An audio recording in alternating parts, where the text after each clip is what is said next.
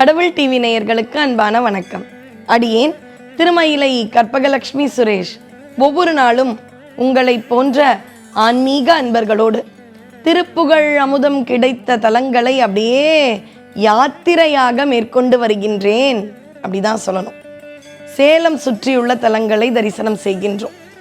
இன்று நாம் தரிசிக்க இருப்பது மிக மிக புனிதமான தீர்த்தமலை முருகப்பெருமான்.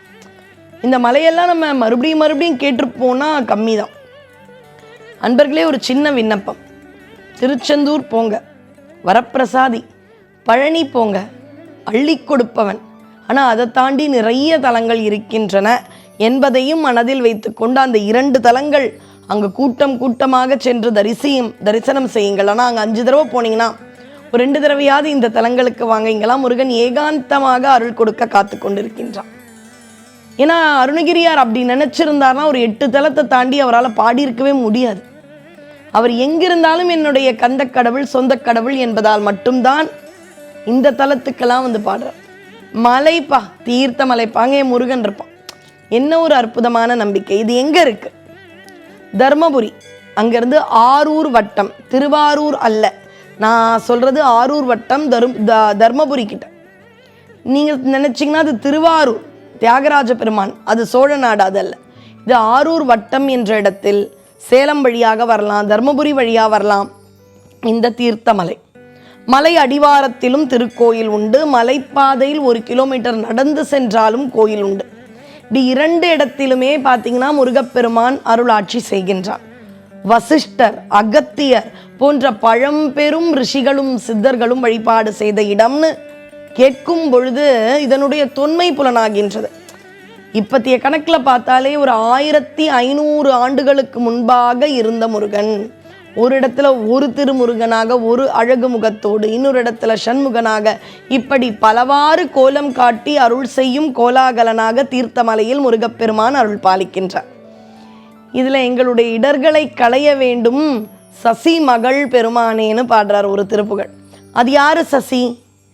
இந்திரன் மனைவி இந்திராணி. இந்திராணிக்கு சசின்னு ஒரு பேர். சசியின் மகள் பெருமாளே. யாரு சசி மகள்? தெய்வ யானை. தெய்வ யானையுடைய காதலனே, தலைவனே, முருகனே என்பது போல இவர் மிக மிக அழகாக பாடுகின்றார்.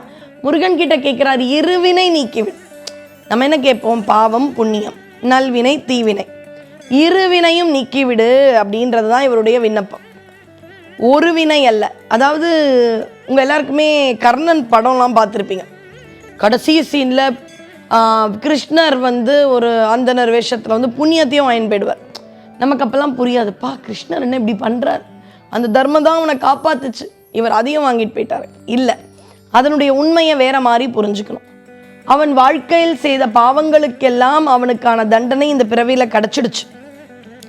அம்மா யாருன்னு தெரியும், ஆனால் சொல்ல முடியாது. கூட சண்டை போடுறதே அண்ணன் தம்பிங்க. இதெல்லாம் எவ்வளோ கொடுமை. கர்ணன் நினச்சிருந்தா அவனுக்கு ராஜ்யமே வந்திருக்கும். ஆனால் செஞ்சோற்று கடனுக்காக வரல. அவனுடைய பாவங்கள் போயிடுச்சு, ஆனால் புண்ணியங்கள் இருக்கே. புண்ணியத்துக்காக ஒரு நல்ல பிறவி இருக்கும். ஆனால் சுவாமி அவனுக்கு முக்தி இன்பத்தை கொடுக்க நினைத்தார். அதனால் புண்ணியத்தையும் நீக்கிவிட்டால் பாவம் புண்ணியம் 2ம் இல்லாத நிலை முக்தி கிடைக்கும். அதனால் புண்ணியத்தை வாங்கினார். இதுதான் உண்மை.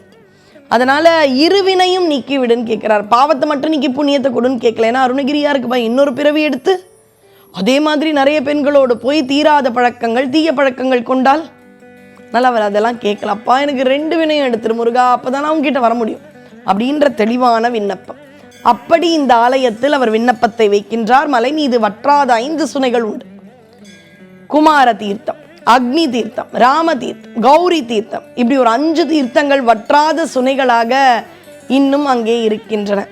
மலைக்கு அப்படியே மலைப்பாதையில் கோயில், மலை அடிவாரத்தில் கோயில்னு தீர்த்தமலை முருகனை அருணகிரியார் பாடி பரவி கொண்டாடியுள்ளார். அதனால நீங்களும் அப்பேற்பட்ட முருகனை பாடி பரவி அவனுடைய அருளை பெறுவீர்களாக. வெற்றிவேல் முருகனுக்கு அரோகரா. நன்றி, வணக்கம்.